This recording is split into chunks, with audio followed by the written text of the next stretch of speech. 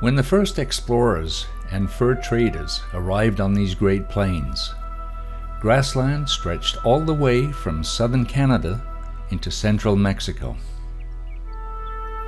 Today, Canada's prairie grasslands are amongst the most threatened ecosystems in the country, and according to the Nature Conservancy of Canada, only about 18% of the original grasslands remain. Prior to the settlement of these Great Plains, millions of bison roamed here. And for millennia, this land has also been home to First Peoples, who followed the bison herds and harvested food from the land. There are still thousands of archaeological sites found here, although not all are easily identifiable to the untrained eye. But if you look closely, you can see an old teepee ring. Long ago, these rocks were placed around the skirt of the teepee to hold it down during a time when its inhabitants camped here. Although Indigenous people have camped in these locations for thousands of years, perhaps one of the last may have been Sitting Bull.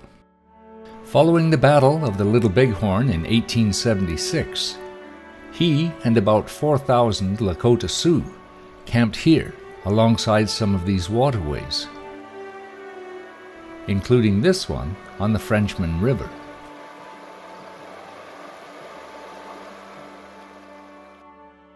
Together with black-tail prairie dogs, plains bison help keep this ecosystem in check.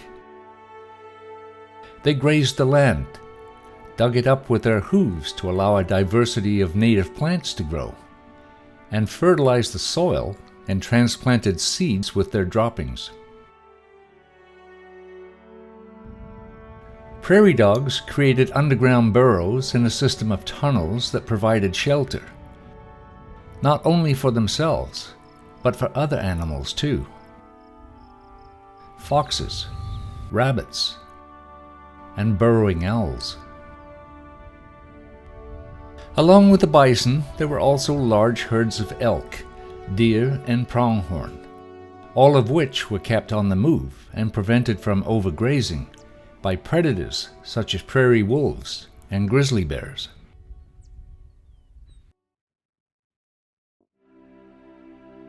After the immense herds of plains bison were extirpated, large ranches were established here, and cattle began grazing the open range.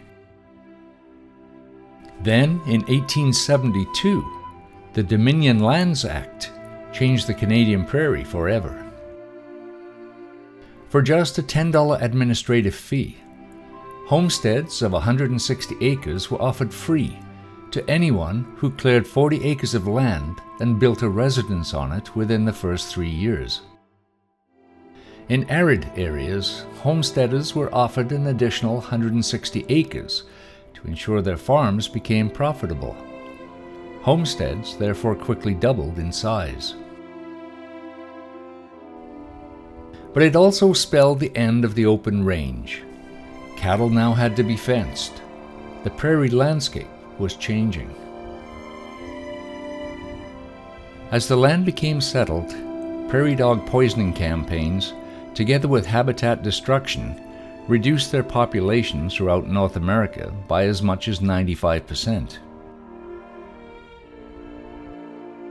And when homesteaders opened up the soil, new plants were introduced, and many native species were lost. Poor soils and a hot, arid climate spelled disaster for many of the homesteaders here in Western Canada. Harsh winters, like the one in 1906 and 7, resulted in a massive die-off of cattle.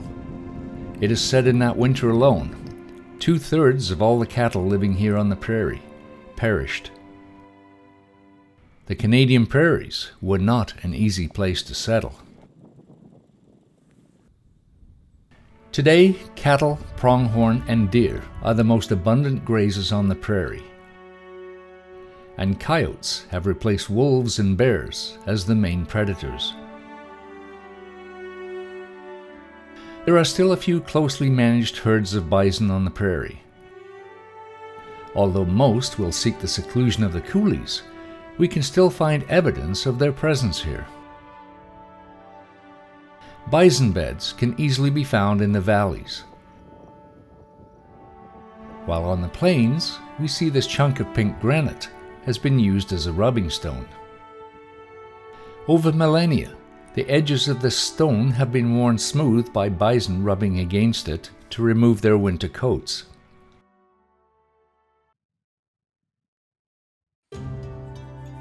June is a time of rebirth and rejuvenation, and many of the plants on this mixed grass prairie are now in full bloom.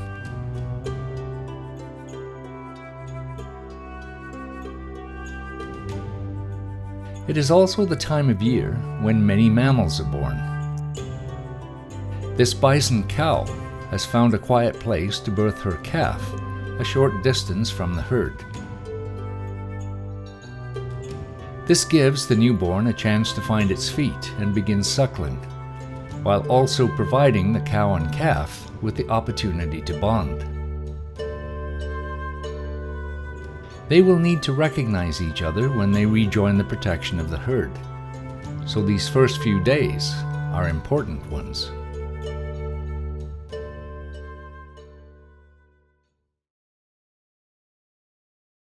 This is also one of the only places in Canada where I've been able to find black-tailed prairie dogs in their natural habitat. Not surprising really, since some reports estimate they now only occupy a very small percentage of their former range. A prairie dog town is comprised of an elaborate system of burrows and tunnels.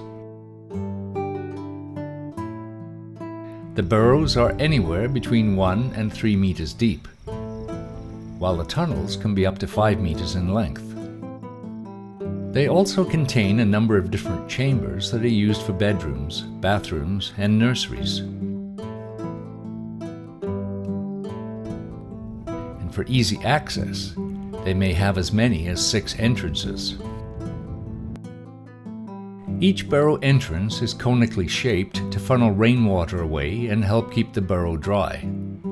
And while watching them building a new entrance, it's clear they're experts at both earth moving and soil compaction.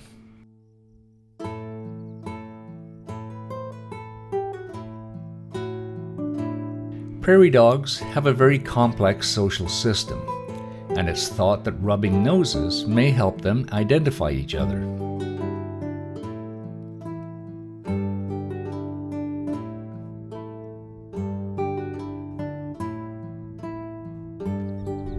Like the other mammals, babies are born in spring and spend their first few weeks in the nursery chamber before coming up above ground to take their first look at the outside world.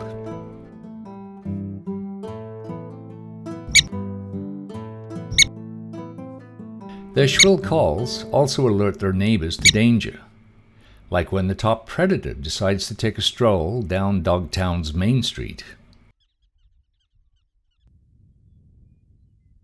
While it seems some adults just don't know which way to turn, raising the alarm is an important event that everyone gets in on.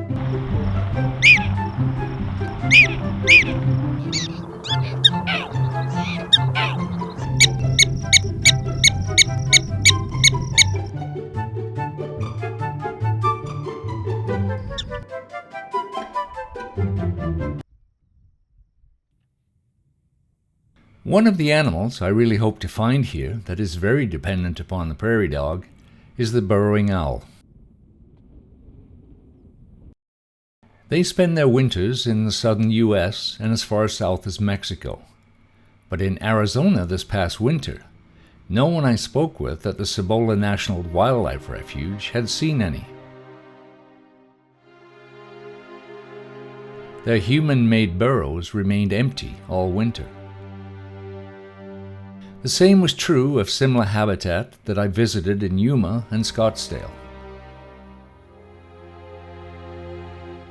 So I was very happy and perhaps a bit lucky to find them here, because according to the Canadian Wildlife Federation, the population of burrowing owls in Canada has plummeted by a staggering 95% in just the past 35 years. So these owls are now listed as an endangered species. The prairie doesn't have much in the way of trees, so birds here sometimes have to improvise. Yet despite this, the prairie grassland still provide these owls with the perfect habitat.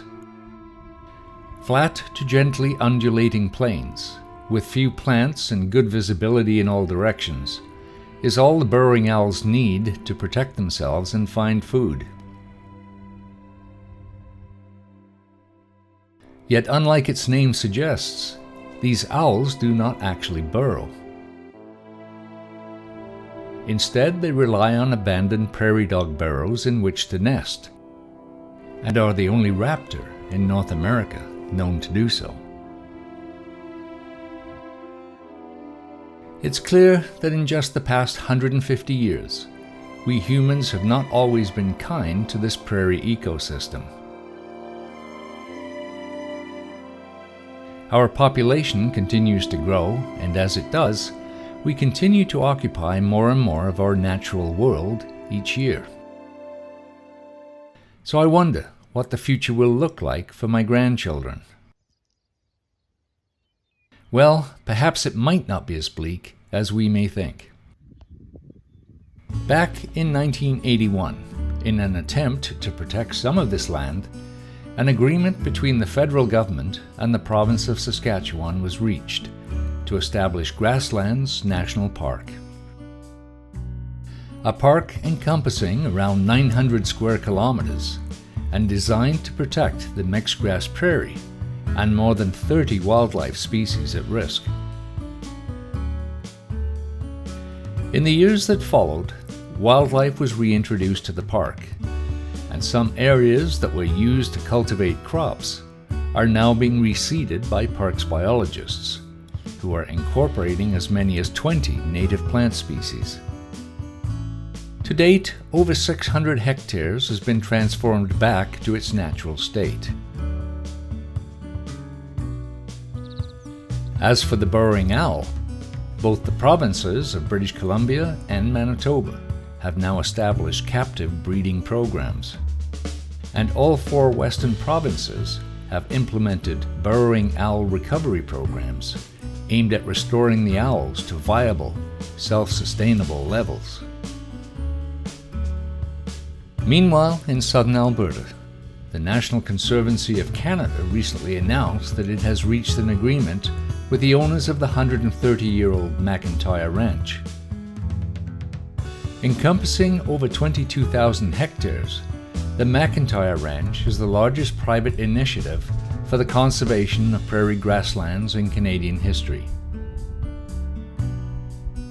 In addition to its grasslands, the ranch is also home to a variety of wildlife species, including pronghorn, deer, coyotes, raptors, and sharp-tailed grouse. This agreement ensures that the McIntyre Ranch will remain in its natural, unfragmented state, while still serving as a working cattle ranch. These conservation initiatives now provide me with hope that at least some of our remaining grasslands will be protected in perpetuity.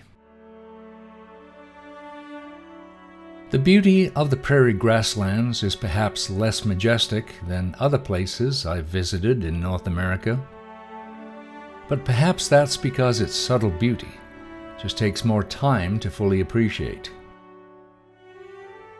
Yet here on the grasslands you get a sense of the vastness of this place. With its huge, endless skies and sweeping vistas, this is a landscape so unique and so immense. It is one of the only places I know that can dwarf an animal the size of a bison.